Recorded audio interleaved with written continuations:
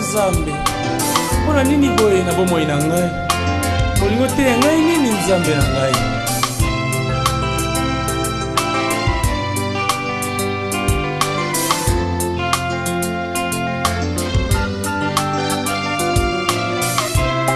Na mituni Nzambe, mpona nini boye? Mpona nini boye? Mpona nini boye? Na bomoi na nga, minyoko uti wapi? Mapase uti wapi? Kupe uti wapi? Na libota na nga, minyoko uti wapi? Mapase uti wapi? Kupe uti wapi? Les malheurs atteignent souvent les justes, mais l'Éternel l'en délivre toujours. Psaume 34, verset 20. Na mituni Nzambe, mpona nini boye? Mpona nini boye? Mpona nini boye? Na bomoi na nga, minyoko uti wapi? Mapase uti wapi? Kupe uti wapi? Na libota na nga, minyoko uti wapi? Mapase uti wapi? Kupe uti wapi? Oh Nzambe, yo mobondisi na ngai na ntango na pasi. Papa ngai na ye, ngai na belemi, ngai na pusani, solo epai na yo. Papa ngai na ye, papa ngai na belemi, papa ngai na pusani, solo epai na yo. Yo pesa nguya, yo pesa makasi, elonga nanga, kika mwana nga. Yo pesa nguya, yo pesa makasi, elonga nanga, kika mwana nga. Nakokimela wapi soki otiki ngai? Yawe yo nde kimelo na ngai, mobateli na ngai, batela ngai.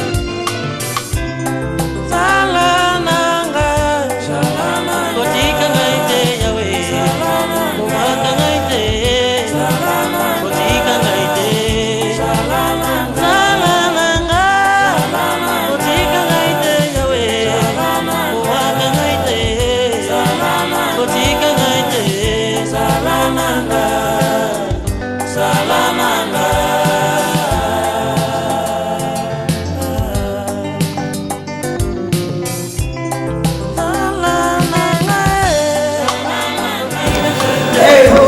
Tobandi kobota na 15 amemi yo te pasi na yo ebandi banda na 2006 ti lelo osali 14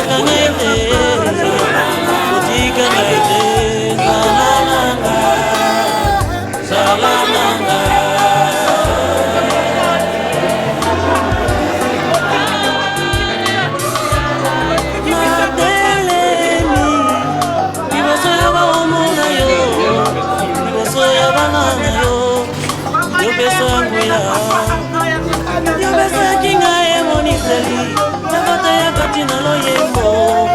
Oh baebi ote, solo babomana. Papa ngai na ye, papa ngai na belemi, papa ngai na pusani, solo epai na yo. Yo besa nguya, yo besa makasi, elonga ngai.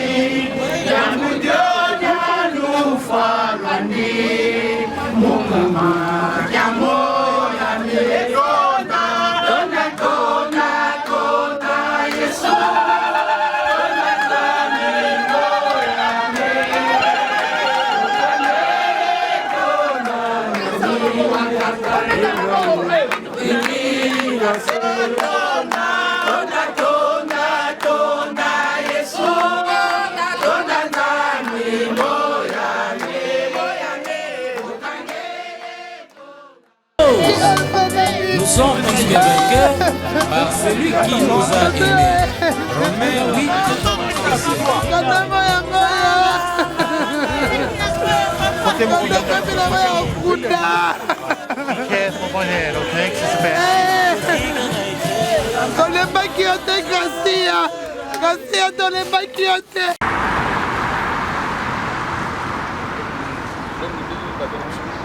Eko bazaka basekele nyonso ye suka ya bomoi na moto yango bakumisaka te soki moto nano nakufi te toyebi te basekele nyonso ekobima yango balobalobaka te soki moto nano nakufi te toyebi te basekele nyonso ekobima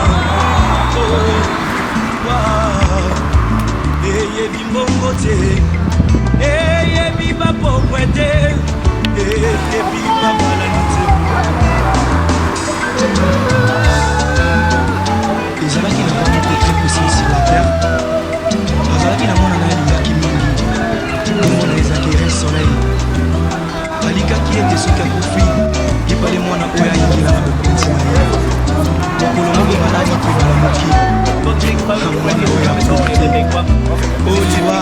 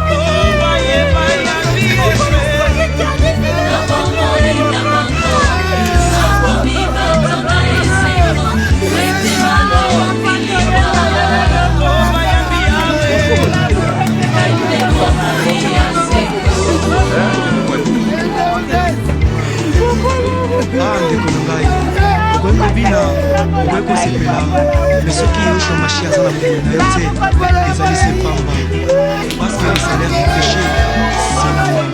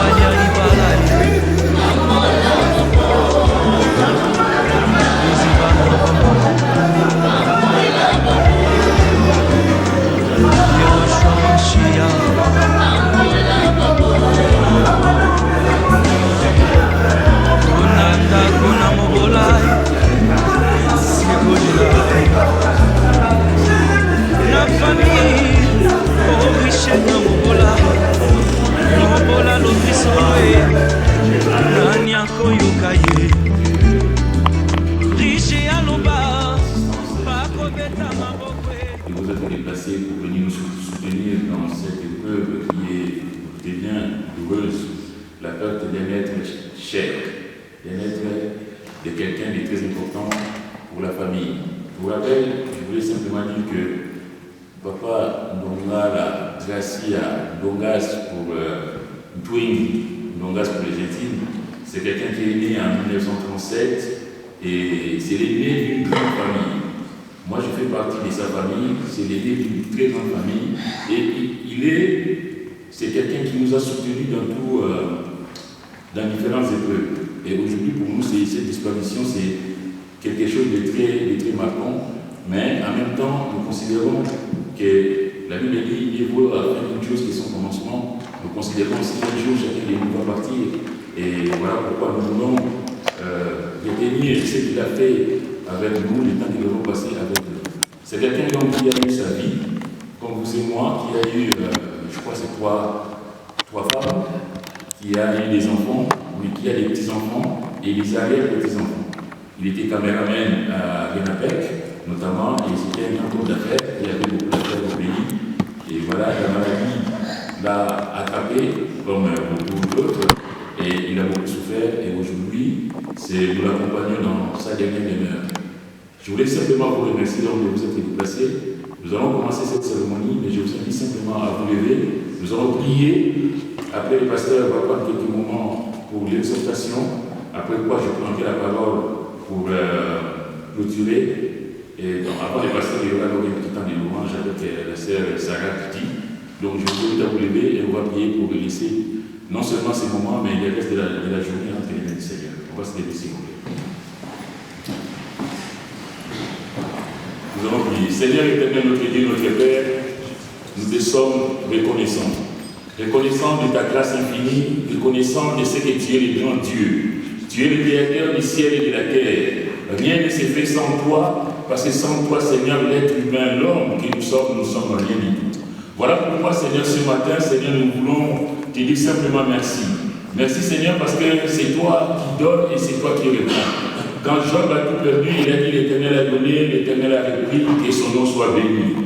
Nous voulons te bénir, Seigneur, et considérer, Seigneur, ce que tu nous as apporté au travers, Seigneur, de notre Père, de notre frère, de notre papy, de notre ami, notre chef disparu, M. Ndonga Twingi Ndongas. Seigneur, il a été d'un dynamisme incroyable parmi nous. Il nous a apporté, Seigneur, ce qu'il a pu. Et nous voulons te dire merci de l'avoir mis au milieu de nous.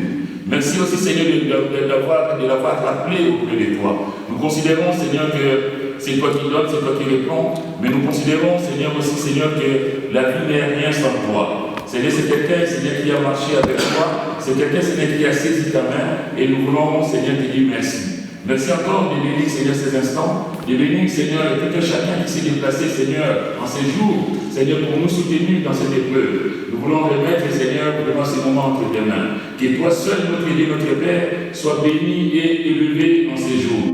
Nous considérons ce que nous sommes, Seigneur, c'est-à-dire de rien du tout.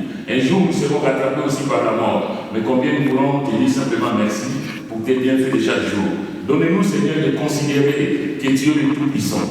Donne-nous, Seigneur, de considérer chacun de nos vies, de considérer chacun de nos pas. Seigneur, aujourd'hui, nous venons enterrer, Seigneur, notre frère, nous venons enterrer notre Père, mais combien nous devons savoir que demain, c'est là aussi notre tour. Bénis ce moment, Seigneur. Bénis chacun de nous, s'il te plaît. Glorifie ton nom, Seigneur, au travers de cet événement. Que chacun de nous puisse aussi, Seigneur, saisir ta main. Nous prions, Seigneur, pour la famille aussi. Nous prions pour les amis. Nous prions, Seigneur, pour la suite de cette cérémonie. Nous voulons te confier toutes choses, Seigneur, considérant que tu es au-dessus de tout. Et merci pour tout, Seigneur. Bénis encore, Seigneur, tout ce qui sera fait et dit, Seigneur, dans ces lieux. Et bénis-nous, Seigneur, sans toi nous sommes rien. Merci pour ta grâce infinie que nous considérons à ces jours. Merci pour tout, Seigneur. Sois béni à jamais, car toi seul est digne de louange, digne d'être adoré, d'être élevé. Merci, Père, au nom de Jésus. Amen. Amen.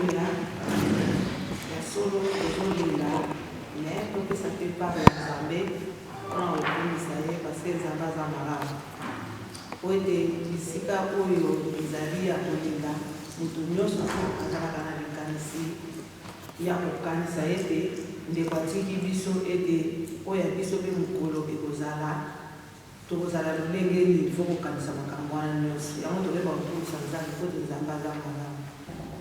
Akumbama Yesu akumbama na mokili oyo akumbama Yesu oyemba yemba beta makomo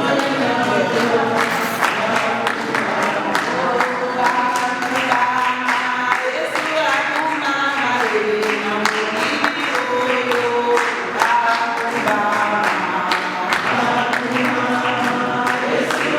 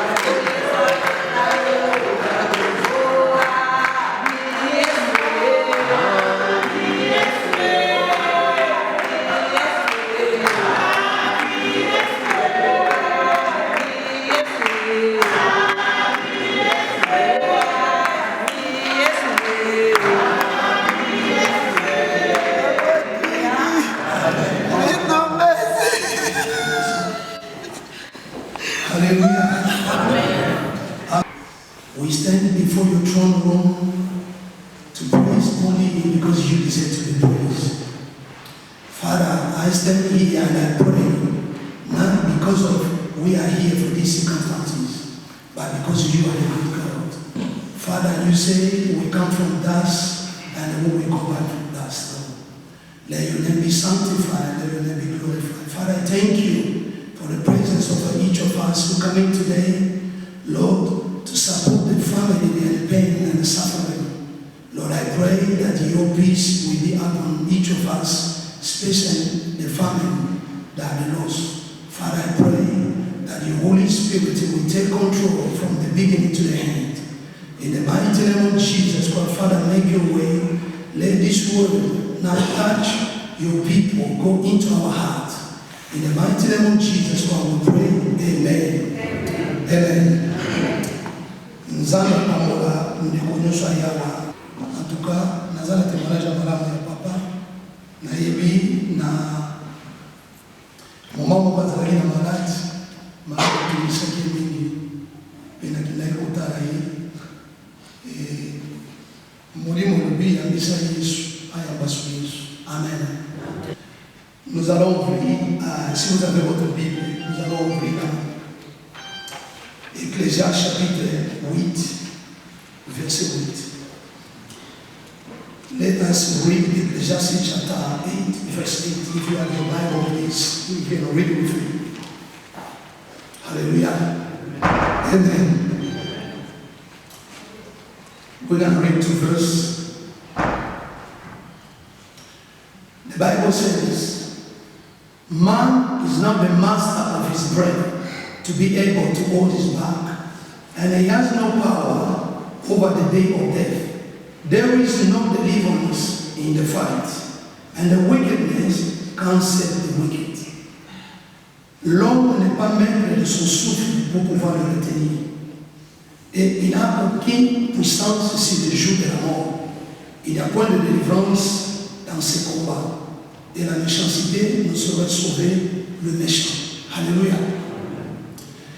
Deuxième verset, Hébreux chapitre 9, verset 27. La Bible nous dit ceci: et comme il est réservé aux hommes de mourir une seule fois, après quoi vient le jugement. The Bible says, as it is, Hebrews chapter 9, verse 27. As it is for the man to die only once, after which the judgment will come. Hallelujah. Amen. Praise the Lord. Praise the Lord. Amen. So today I'm standing here preaching this or give you this exhortation, not because of these circumstances, but I want you to come in the place that today we are here, and probably tomorrow is going to be your time. So we've been coming this place for many times, but I think it should be the moment where it should trigger your mind for you to think again twice, because one day it could be your time. So you can boast, you can do whatever you want to do, that's fine. But let me tell you, the Bible said that man is going to wait. The day you were born and the day you're going to leave this world. Hallelujah. Lelo toyeko sangana awa pona circonstance ko meli papa na biso. Peut-être lobi pe ko za mokolo na yo to éviter to zana bitira ko ya chaque fois na ba matanga. Mais ezala ka moment ya réflexion entre biso to ba ke lobi ko za mokolo na yo. Parce que il y a des jours passés ngape la fulaki la ki na ki molimo na ngeli ngebima. Vraiment, la bundara qui n'a bouton pendant au moins 1 heure de temps. Mais la commission qui nous a mis parce que c'est la souffle de vie à un moment donné de l'émotion. Ça ne sert à rien qu'on aussi qu'on a la colère. Il y a un mot de souffle. La Bible le dit que l'homme n'est pas maître de son souffle pour pouvoir le retenir. Les autres sont à Konoba. Et si Kazali n'a pas évité, Makambo a son n'a pas évité. C'est-à-dire, conscience n'a eu juste au moment où ça s'y connaît. Tangu otiki opemi souffle no ya suka na sena moyo uzaso na pouvoir te Bible no besi ko zo ke revite biloko na yo siko tiko revite mbongo na yo bilamba na yo revite. Alléluia. il faut mourir pour vivre. So our topic is you must die to live. And you will ask a question saying, why I have to die for me to live? Because the Bible says this, the death is gain for us. It's good for you and I, as we are the Christians. I never see in the Bible the Christian die, will never die. The Bible says this, for those who receive Him, He gives them power to become the child of God, not by the will of the flesh, but the will of the Spirit. And then the Lord is saying this, I am the resurrection and the life. So whoever follow me will now be in the darkness. So the darkness is for those who die, but the light is for those who are alive. It's those who receive Christ as the Lord and the Savior. Hallelujah. C'est-à-dire, pour la mission chrétien, l'iwa est allé tomber même pour la mission. Pourquoi? Parce qu'il faut tout faire pour vivre. Mon côté dans le but, mais parce que moi, il y a des choses qui sont tout faire. Premièrement, l'iwa toujours et c'est tous en trois sorties de l'iwa. Tous en avec l'iwa un monde physique, tout bien au monde spirituel, un monde éternel. Alléluia. Mon physique, les autres moni, papa n'a pas allé à nous autres et koufi. C'est-à-dire, dans le cas de nous autres, nous avons trois parties, nous avons corps et esprit dans l'âme. C'est-à-dire, nous autres, les autres véhicules, les autres, nous avons un quatre. C'est-à-dire, nous autres, les autres, nous avons mon côté. Les autres, nous avons un passe, les autres, il y a douleur, nous autres, il y a malade. Mais nous autres, il y a mon lit, moi, en d'autres termes, dans le monde physique, les apôtres m'ont dit, nous autres, on est à Kofi. Alléluia. When we talk about the spiritual death, it's your body. Your body died because we have a free death. Spiritual death, physical death, and eternal death. So, your body is the vehicle. It's just the temple that carries your spirit. And your spirit will never die. Because as we are here, if you receive the Lord as your Savior, let me tell you, you have a guarantee that the death is not going to reach you. Even if your body died today, but your spirit will live. That's what I say. We must die for us to live. So man, you can't understand things when you are with this body. You will be aware and you will have the advanced knowledge when your body dies. That's why you will know more things. You will remember everything that you've done in your life. You will remember every wickedness that you've been doing to people. You will remember everything. So I'm not here to condemn you, but I want to wake you. It's a God of work for you to wake up and change your evil way, change your mind. That's me. That body will die. But when you come to spiritual death, it's a way you living in a sin, and as soon as you adopt the sin in your life, so you die spiritually. So that's means so many people walking in the street, but they die already because they live in a sin where they separate with God. So every time you are in sin, that means you are dead, spiritual death. Hallelujah. Amen. C'est-à-dire, tant qu'on so oyo oko vivre na kati na masumu, okufi na molimo. Donc, soki ondimi oza na kati na masumu, okufi na kati na molimo.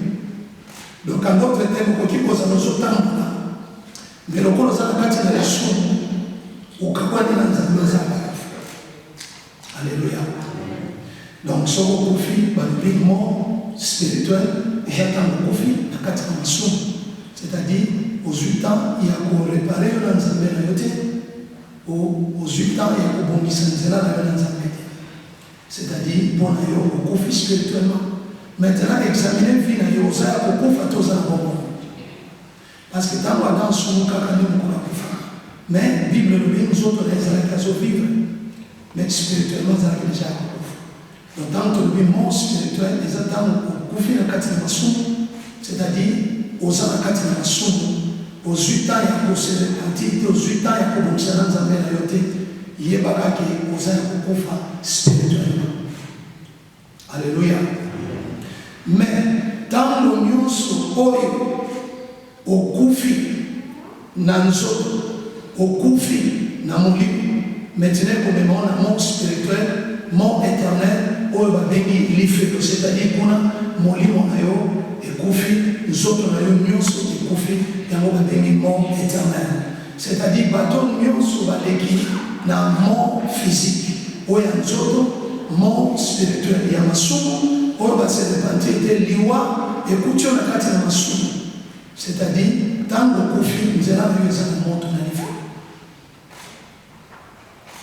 Alléluia. Amen, amen, amen.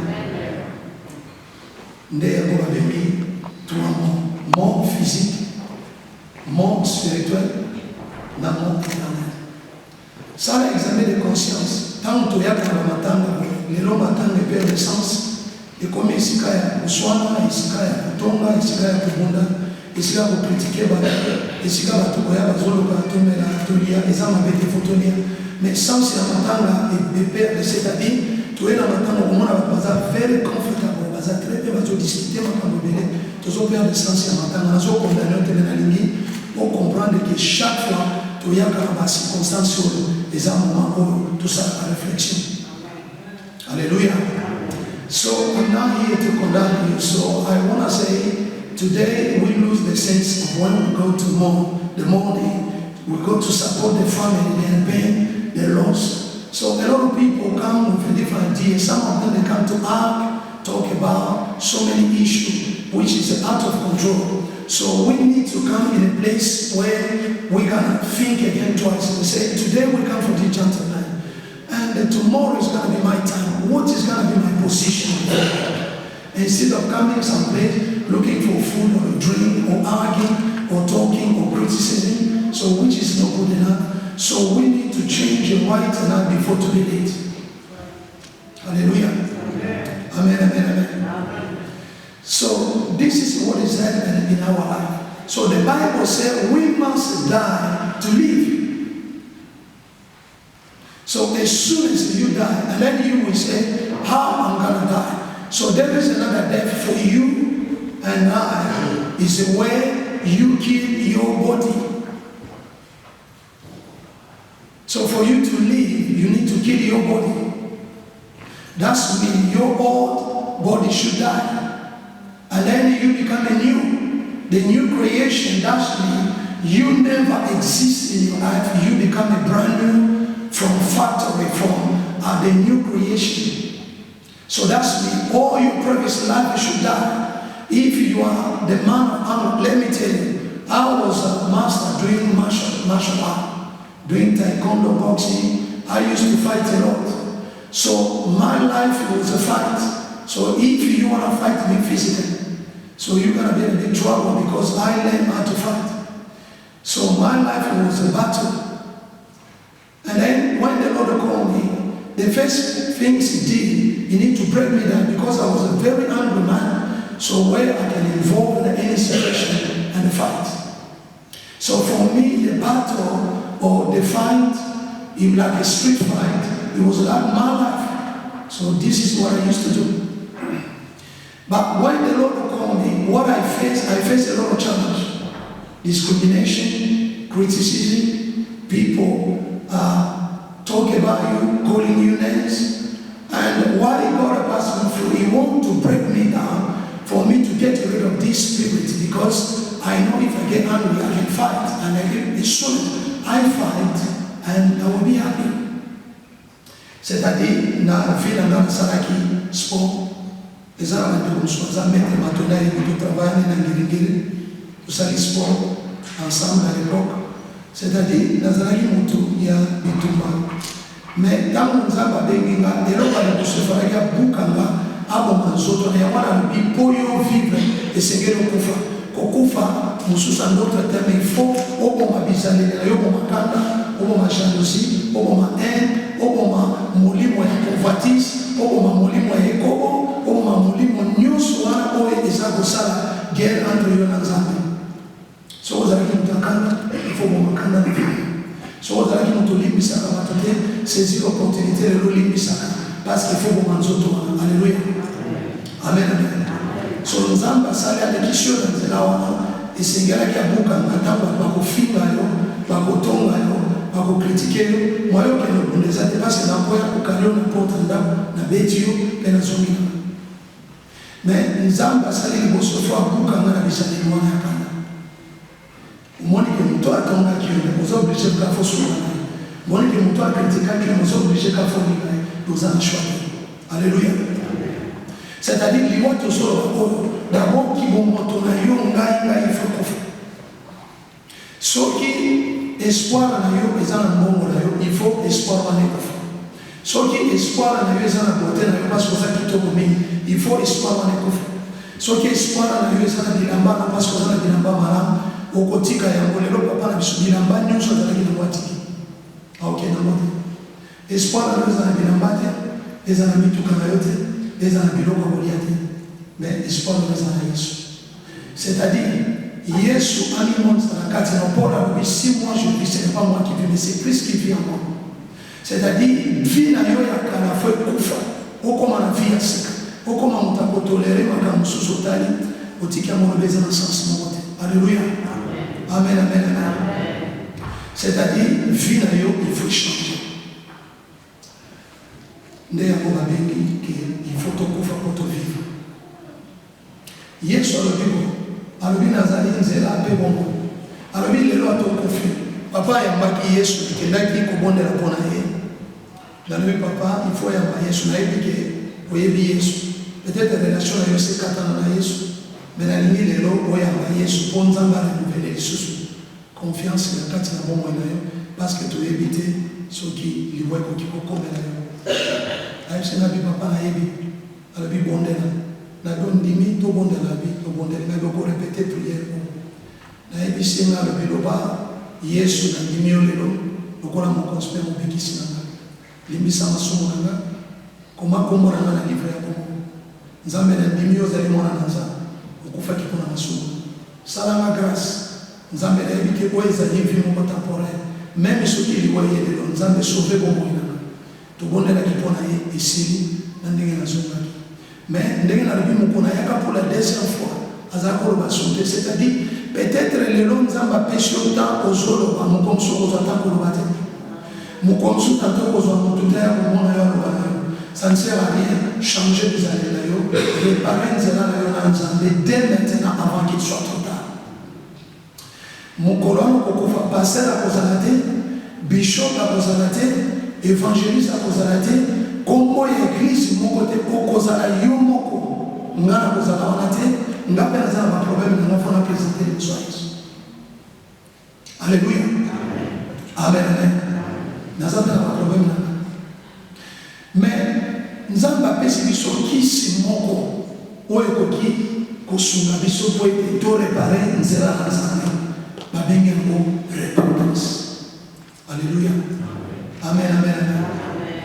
So the Lord give us one medication, something that is free for you and I, where you're gonna make strong decision, and you turn back to your sin, your previous life.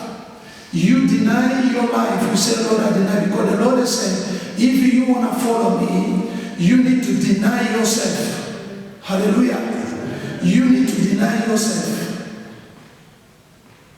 You need to forsake your evil way and come back to him, he will receive you. He said, come to me. Matthew chapter 11 verse 28. He said, come to me. All of you are weary and burdened, I will give you rest. He will give you rest. The only medication that the Lord has given you is repentance. When the Lord started his ministry 2,000 years ago, and they say, repent. Repent. He said, repent.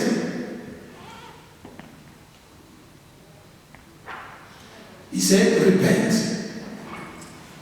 He said, repent, the kingdom of the Lord is near. So repentance means you need to feel so sorry.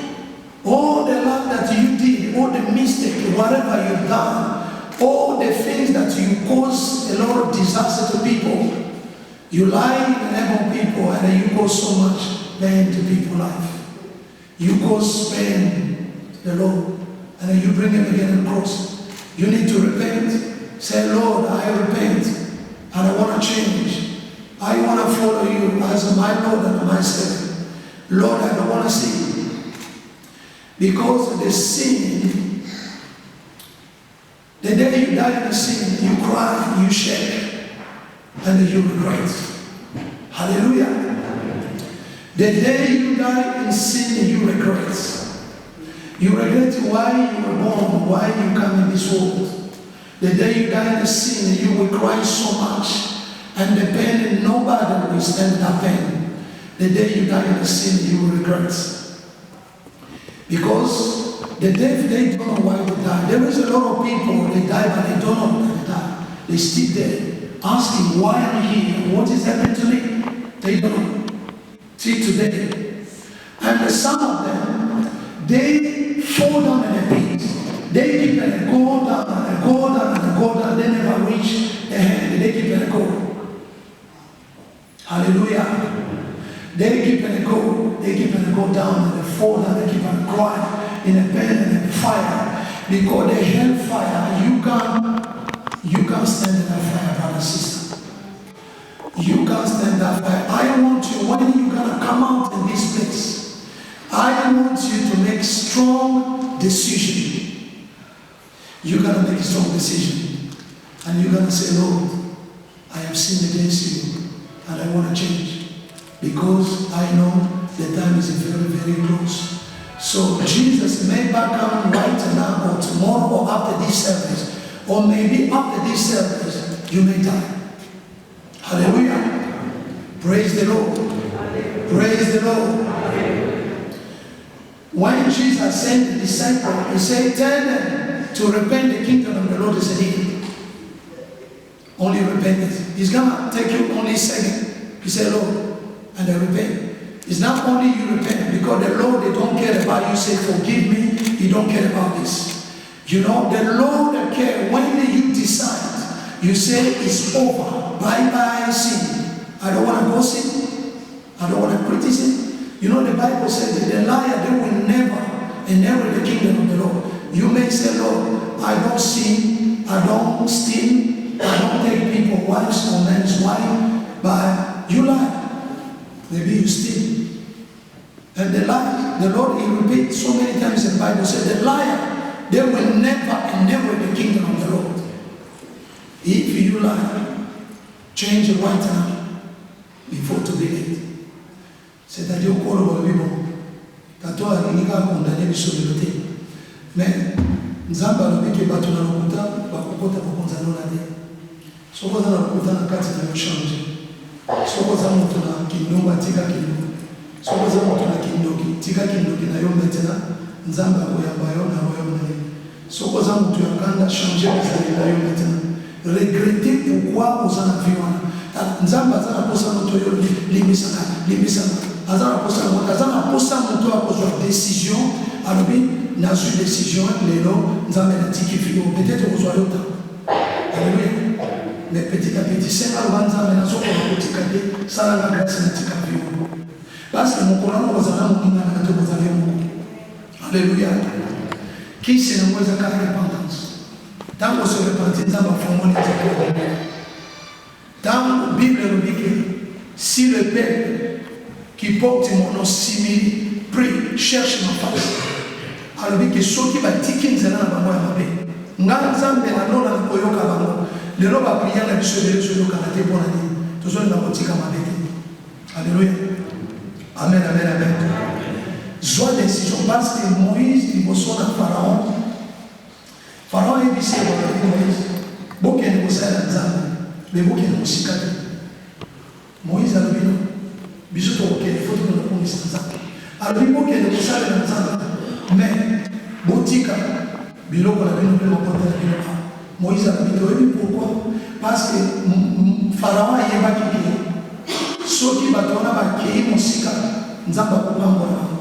Il faut bazala moke bazobonde na moke bazongi na vie yo ya moke.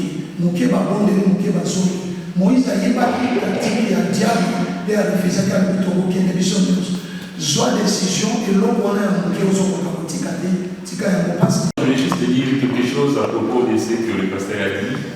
Évidemment, j'approuve à 100% ce qu'il a dit, mais j'ai quelques versets que j'aimerais partager ce matin avec vous. Dans l'évangile de Jean, chapitre 3, il y a un verset capital. Un verset qui dit, au verset 16, l'évangile de Jean, chapitre 3, verset 16, « Car Dieu a tant aimé le monde qu'il a donné son Fils unique afin que quiconque croit en lui ne périsse point, mais qu'il ait la vie éternelle. » Dieu, en effet, n'a pas envoyé son Fils dans le monde pour qu'il juge le monde, mais pour que le monde soit sauvé par lui. Je vais simplement dire que ce que le pasteur a dit, il a bien dit qu'il n'est pas, lui, il ne condamne pas. Évidemment, la parole de Dieu nous montre aussi que le Seigneur n'est pas venu pour condamner, mais il est venu sauver. Donc ce matin, le message que nous avons bien aimé, c'est pour que ça soit gravé dans nos cœurs. Aujourd'hui, nous venons accompagner notre bien-aimé, notre frère, et lui, c'est mon grand frère. Mais lui, il a fait sa vie. Il a eu son temps. Il a accepté le Seigneur d'après ce que le pasteur a dit. Il a eu le temps. Mais quand serait-il de toi et de moi demain? Nul n'en sait rien. C'est aujourd'hui le jour du salut.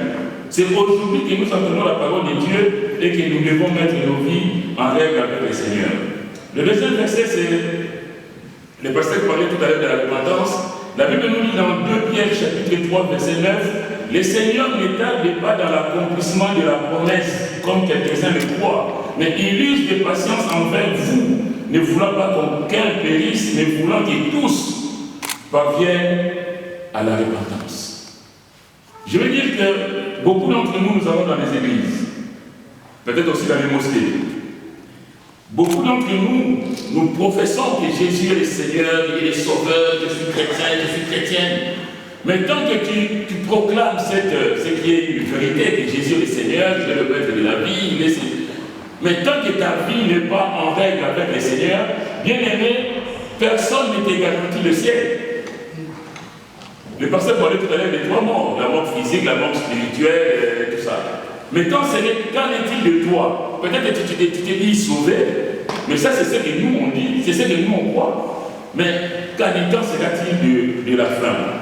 Dieu ne tarde pas dans l'accomplissement de la promesse, comme quelques-uns le croient, mais il use de patience envers nous. Dieu use de patience. Aujourd'hui, ce message, ce n'est pas un message au hasard. Dieu ne travaille, Dieu ne fait rien par hasard. Dieu ne t'a pas conduit ici par hasard. Dieu a permis que tu puisses écouter ce message. C'est pour que tu te remettes en question. Chacun de nous doit pouvoir se remettre en question et réaliser ce qu'il est vis-à-vis de Dieu. Au travers de la mort, la Bible dit qu'il est mieux pour aller dans une maison de deuil que dans une maison de festin.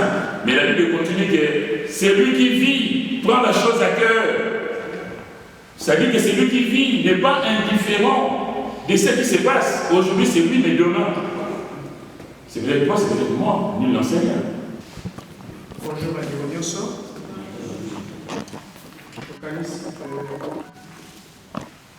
toyaka na bisika oyo ezalaka juste mpona koyeba toutaki wapi mpe tozokende wapi. Abanga nyonso soki olombe bandeko baleki liboso tokosalela ntango totemba biso ensemble tokosala priere mpona makasi.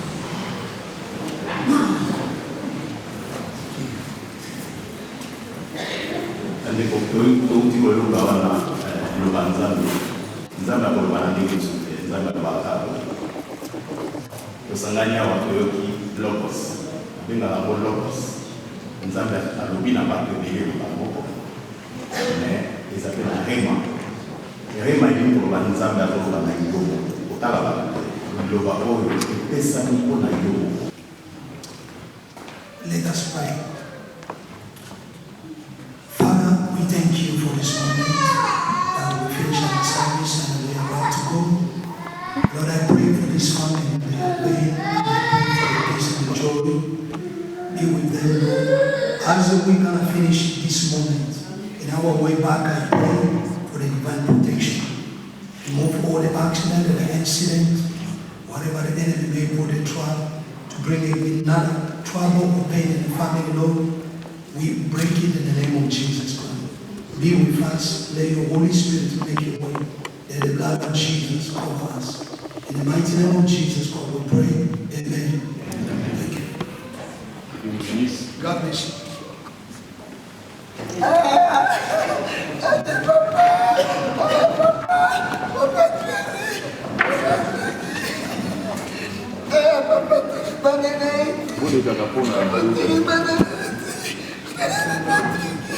Papa Twingi, Papa, Bande kosoko kikutana kulisole kipo bamula bana na sikolo. Papa Twingi, Papa Twingi, téléphone note, Papa,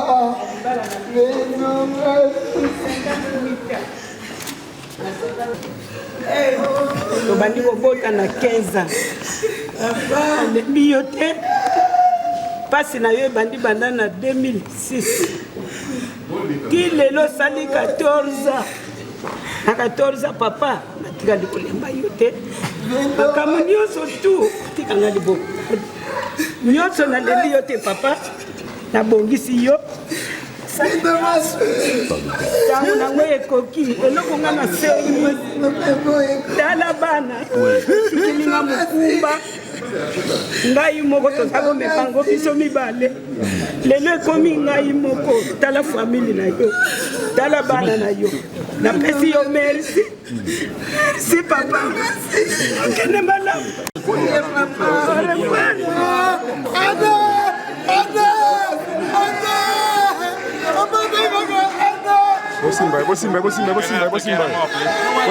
Simba.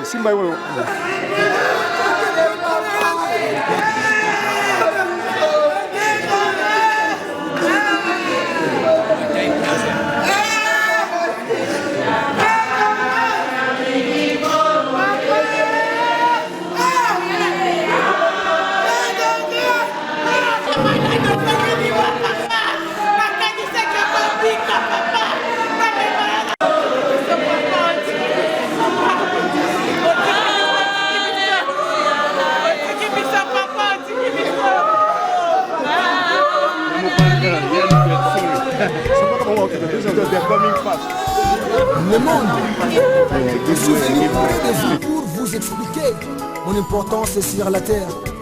Je ne suis pas mauvais, mais je fais l'œuvre de mon Père qui m'a envoyé. Je réponds au nom de la mort.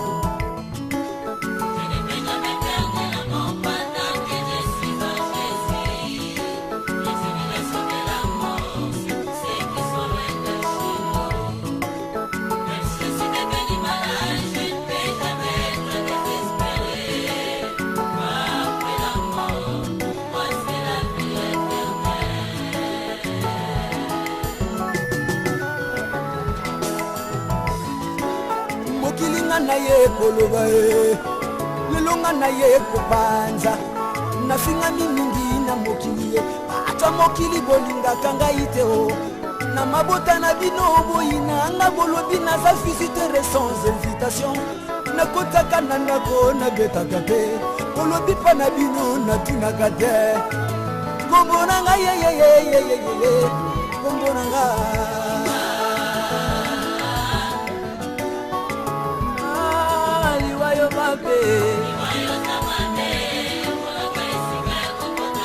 nasalimi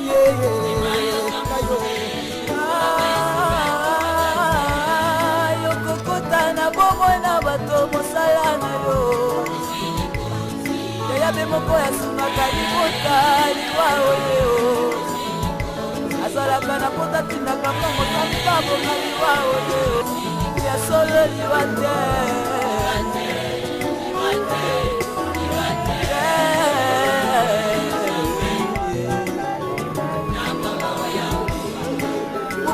liwa mabe mokili bino bolobinga liwa naza move kasi nzambe na bino ntanga asali mokili ye asali bino na biloko nyonso ye ozalaka na kimia na mokili aliwa bato nazalaka na ngai te na mibeko nzambe apesaki bino minene bino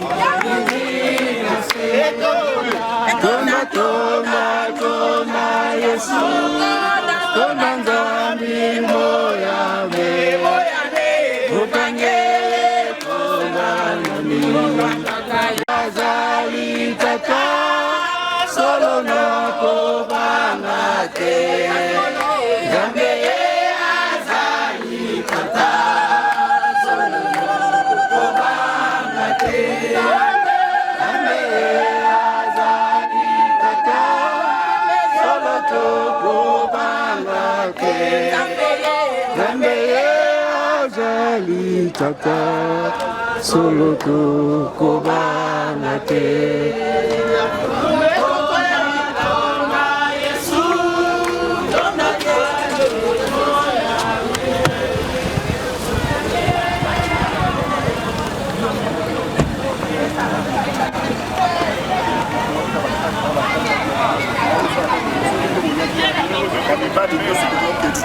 eza musika nayebi te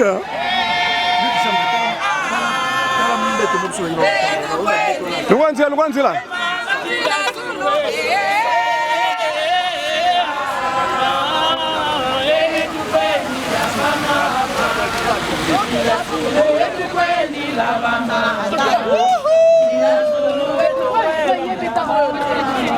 Wana yokeye moto umela libela tena mutike na pesi bango libeko na ngayo watele masina ya libeko oyo bakokosa libeko sika bango baulela na mutike yokokota na bongela bango koroma na kopesa yo permission asi boyo bakoboya kotosale longola molimo na bango na mokeye wapi mabe na ngayo wapi mabena ngaye wapi mabena ngaye anataka ketina papa la kadi mama la kadi abolingo na ye lisusu ekotina mwana na ye yesu alobi boyo bakolinga yesu akoza bomo na sento okili bongo kodima yesu obipesi na banda babeli pete kozonga mimi te kwa ke ba babeli pete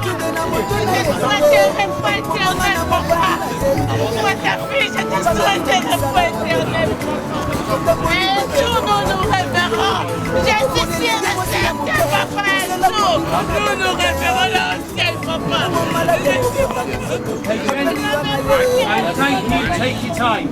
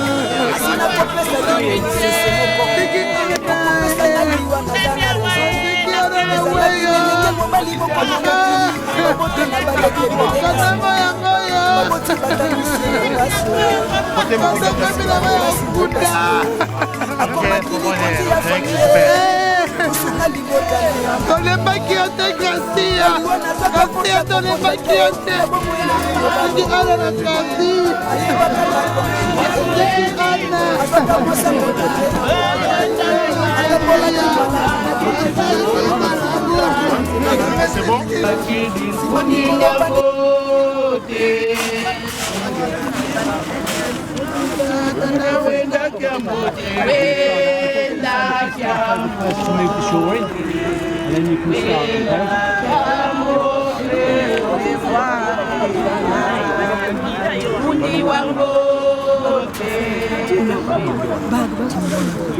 Yeah, they can come over and make that. And do that so the grey don't collapse. Au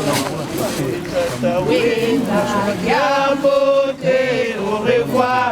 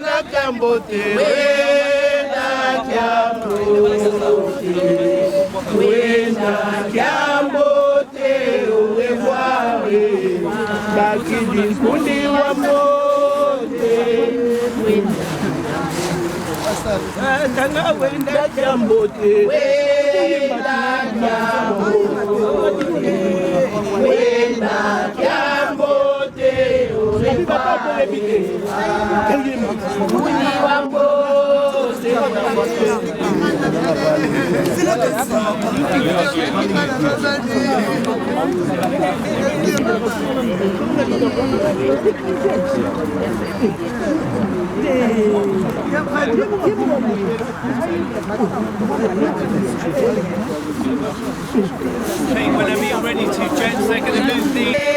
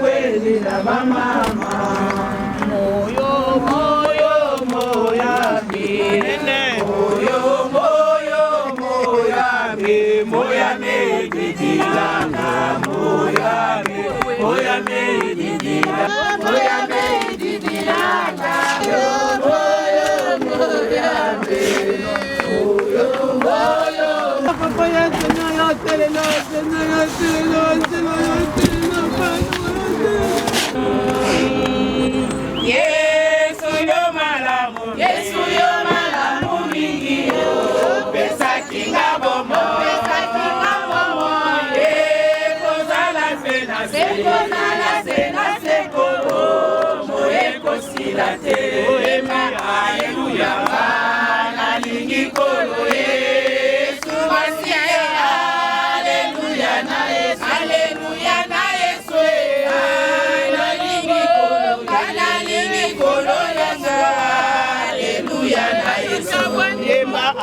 Alléluia. Nalingi kolo Yesu Masia. Alléluia na Yesu. Alléluia na Yesu. Kemo kunanalola bangeru bakoyende akolo. Kemo na kemo. Alléluia. Kemo kemo na kemo kunanalola. Kemo na kemo kunanalola.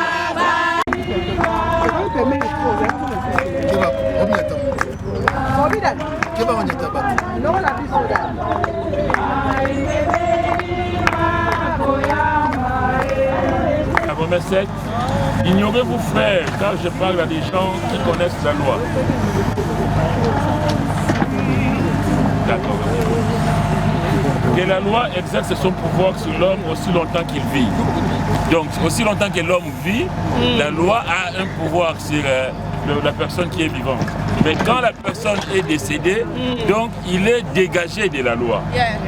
Ainsi, une femme mariée est liée par la loi à son mari tant qu'il est vivant.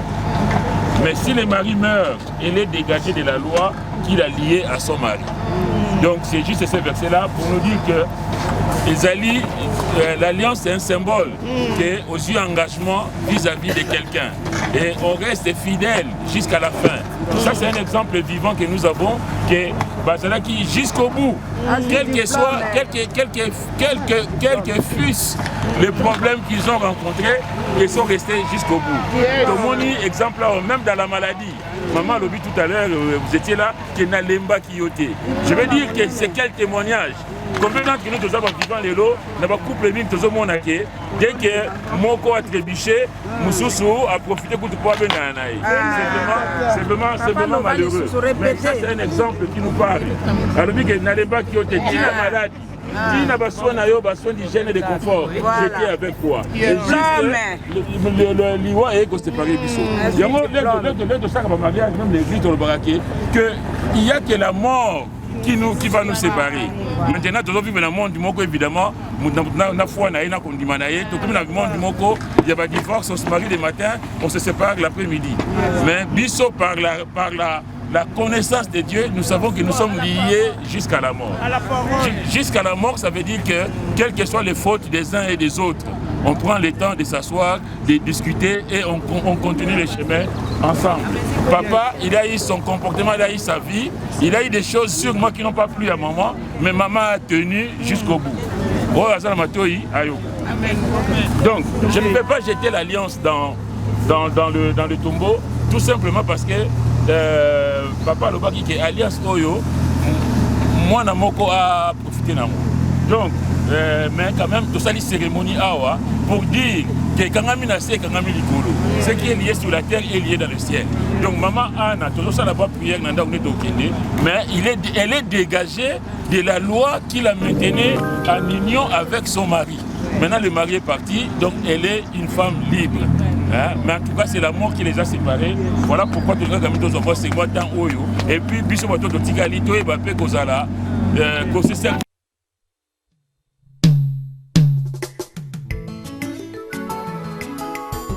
Le monde, je suis venu près de vous pour vous expliquer mon importance sur la terre.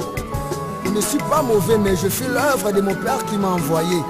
Je réponds au nom de la mort.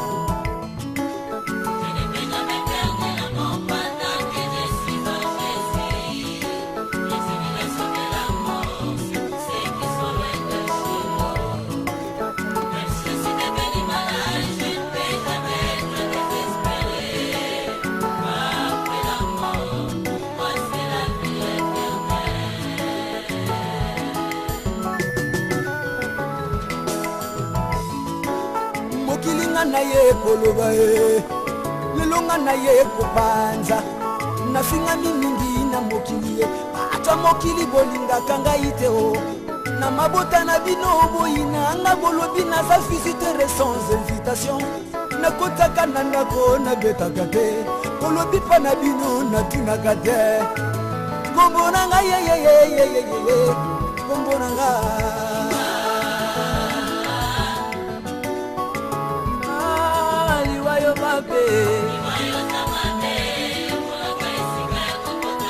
nasalini ye kayo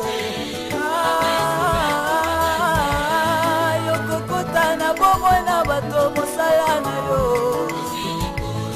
yaya be moko yasungaka libota liwa oyo azalaka na pota tindaka mbango tambabonga liwa oyo ya solo liwa te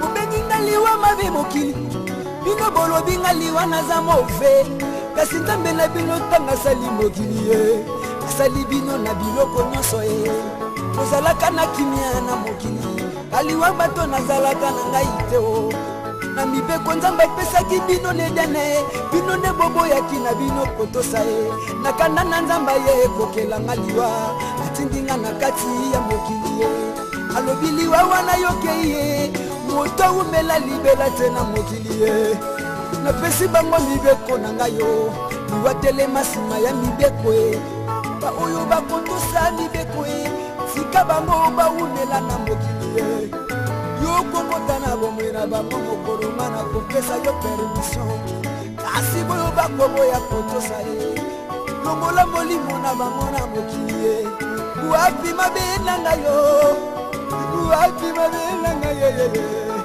wapi mabe na ngai ye nanazaka ketinga ya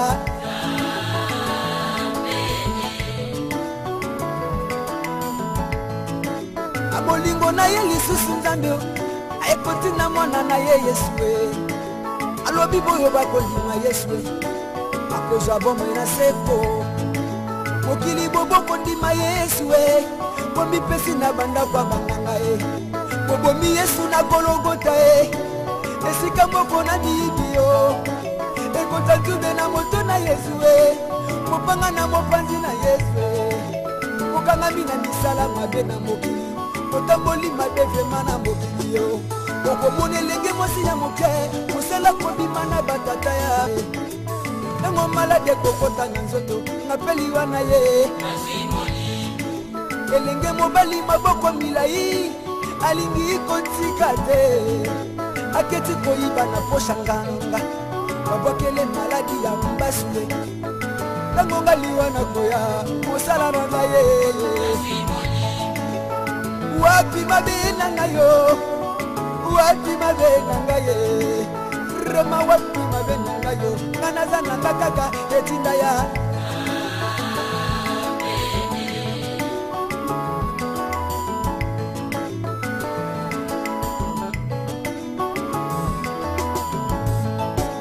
obenginga liwa mabe mokili bino bolobinga liwa naza move oyebinga na nzembo naza satana ye olobinga liwa naza mabe o kasi nakopesa bino lisese moko okopesa nga liwa naza na raison ezalaki nelenge mobali moko na mokili babote na baleke ebele na nsima baboti batangisi ye na pasi o asilisi bakelasi na pasi o akomaki likonzi ya famille kosunga libotane mobima na liwa nazwaka porta kokota te na bomo elenge mobali oyo ayebaka ndako anganga te azwaka mwasa moto te na mokili ye atambolaki malamu na mokili ye alukaki na nzela ya motoki ye nsima mikolo baninga mosala bapesa etoli bakota na ndako ya nganga ye baluka promotion na mosala aliwa nazwi mpe porte ya kokota ye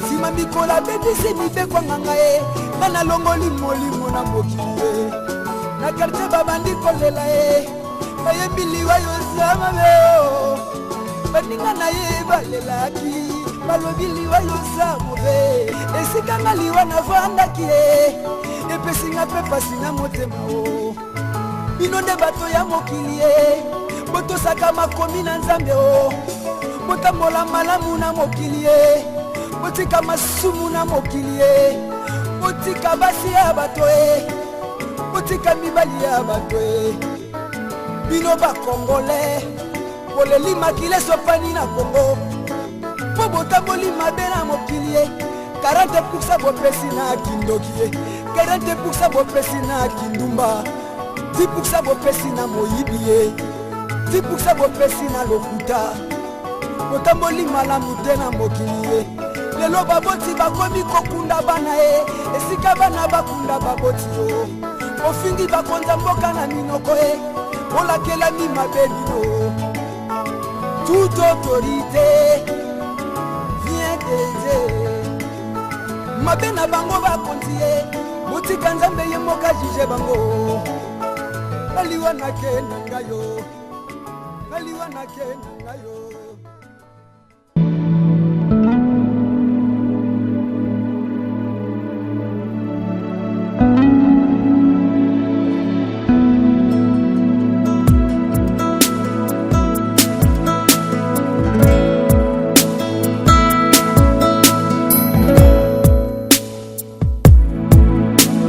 Draw me close to you.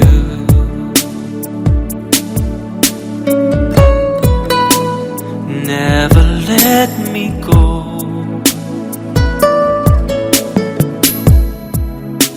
I lay it all down again to hear you say that I'm your friend. You were my desire.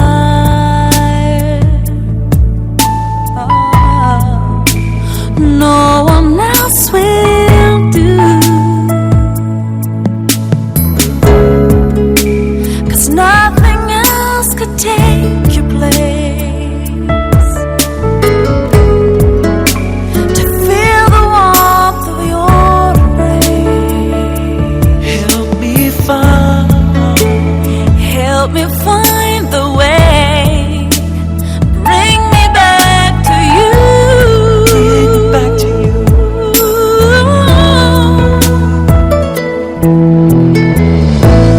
You're all I want.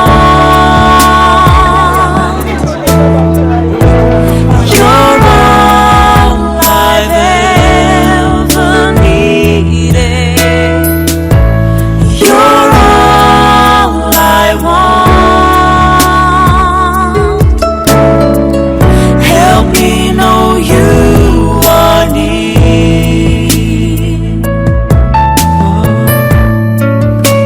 Attire-moi à toi. Attire-moi à toi.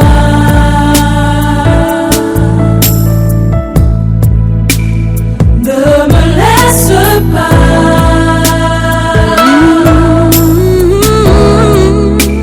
Je veux tout abandonner. Et restaurer notre amitié. Tu es mon désir. Tu es mon désir.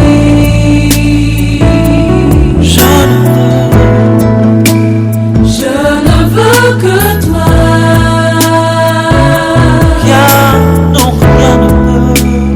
Rien ne peut te remplacer.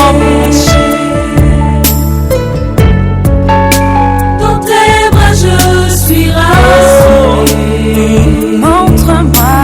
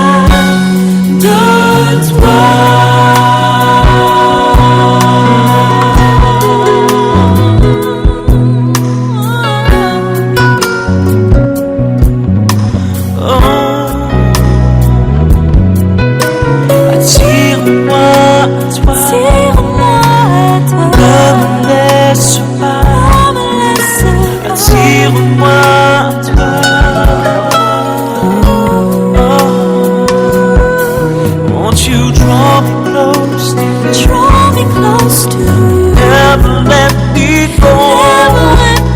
Don't let me go. Never, please don't let me go. You're all I want, and everything I need. La la la la la la. Si le monde ici, je ne veux que toi. Si le monde ici.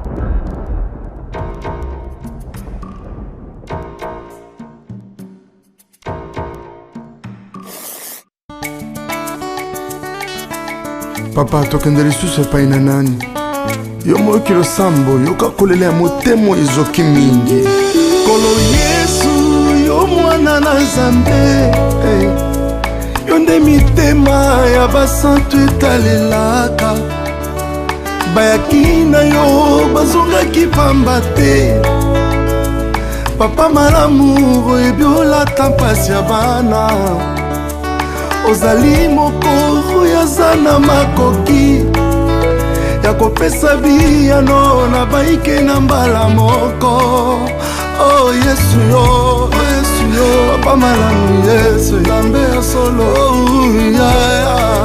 ekimelo na ngase yo Yesu bizoli na ngetangi oh Yesu akoni na supa yo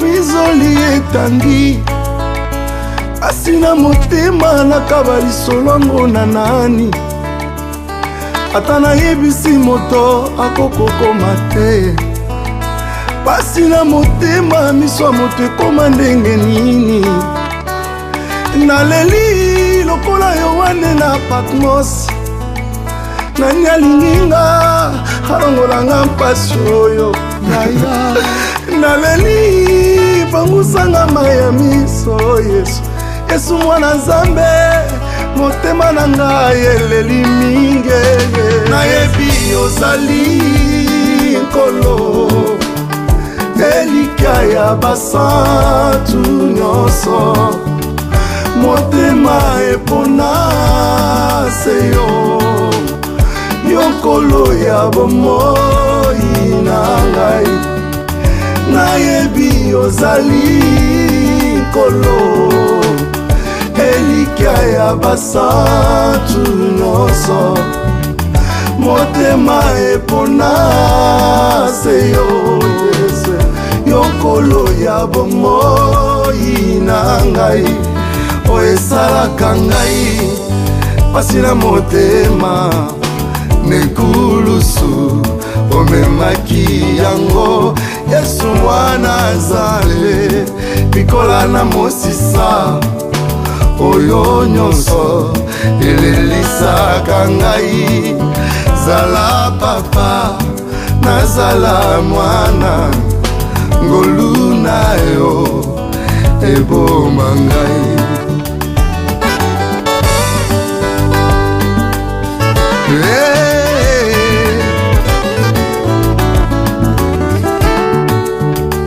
bizoli na ngai papa etangi mingi na bible mpo na ngai bilaka esili toninye nagangi osecour mongongo ekauki ngai nalingi nayeba nini ezopekisa yo sala soki mpe lisumu loba natubela pompasi oyo nazokoka lisusu te soki mpe ababoti to mpe bakoko na ngai Yesu banze kuluso makilo sopaki mpo na ngai tout est accompli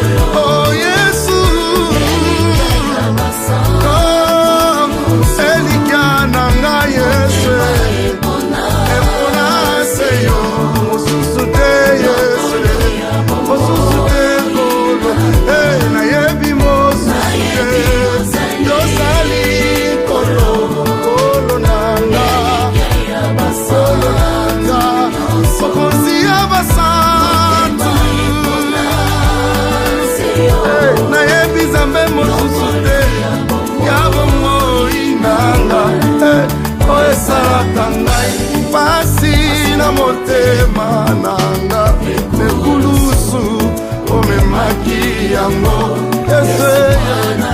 Yesu wapokei wake Yesu nanga kolo ya bomoi nanga oh nazala mwana na yo.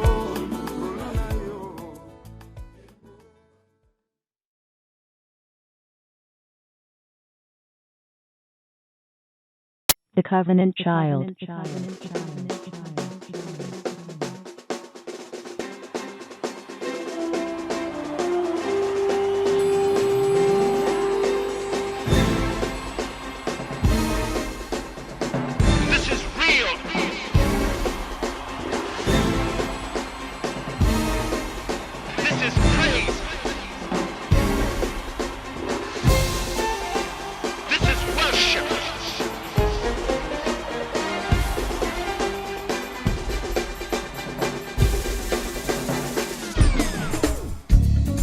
All right, everybody, let's celebrate God with a song, because He's a beautiful God, and He's a mighty God. There is no God like Him. Lord, you're so beautiful, so wonderful to me, Lord, you're the great I am, everything to me. Say, Lord, you're so beautiful, so wonderful to me,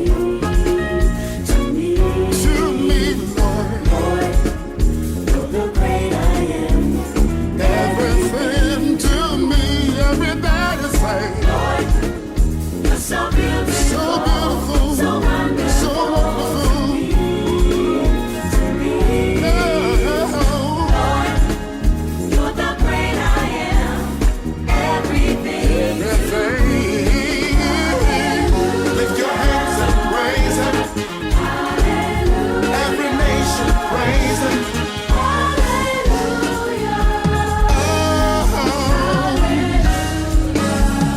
Take me up higher. Come on, everybody. All over the world, every nation, every tribe and language. Come on, let's praise Him. You're so beautiful, so wonderful, so wonderful. Lord, you're the great everybody, come on, lift your hands and bless the King. There's no one like Him. You're so beautiful, so beautiful, so wonderful, so wonderful. Oh Lord, so wonderful. You're the great I am, everything to me. Everybody sing now. Lift your hands and praise Him. Every nation praise Him. Come on.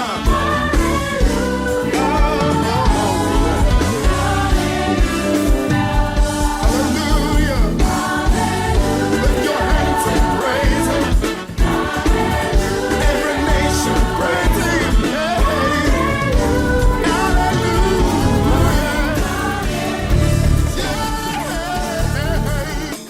The Lord our God is King of Israel. The Lord our God is mighty, He's full of grace and mercy. He's given us His Son Emmanuel, atonement for all of our sins, a gift to set us all free. Oh, let there be praise, let there be praise. With all of my heart I'll give. To you I will sing.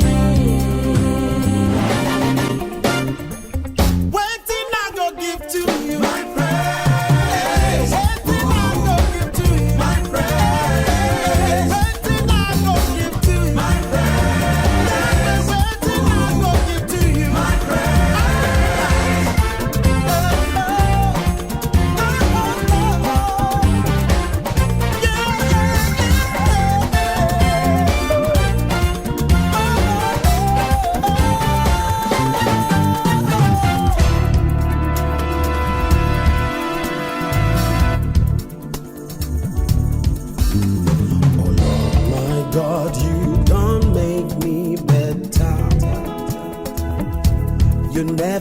me suffer, I'll praise your name forever.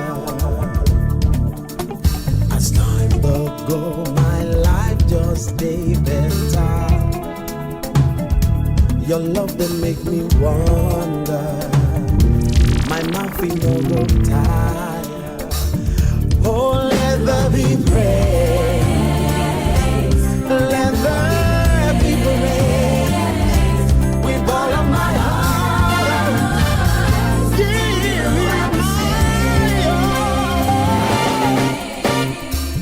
waiting I don't give to you. My praise. Waiting I don't give to you. My praise. Waiting I don't give to you. My praise. Waiting I don't give to you. My praise. I know get money. My praise. But you know what money. My praise.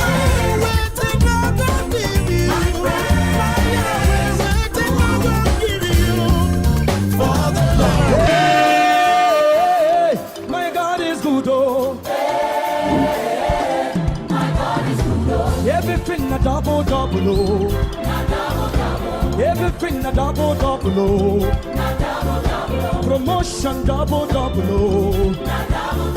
Your money double, double, oh. Your household double, double, oh. Your cars double, double, oh. Somebody scream! Hallelujah! In the morning when I wake up, I will sing my praise unto you, my Lord. I will shout, I will dance to you. You have been my help forever, ever. Hey, my God is good, oh. My God is good, oh. Hey, my God is good, oh. Somebody scream! Take it as higher as you want it. Double, double, double, double, double, double, double, double, double, double, double, double, double, double. Come on, come on, come on, come on, come on. Hey, your God is good, oh. Your God is good, oh. Hey, your God is good, oh.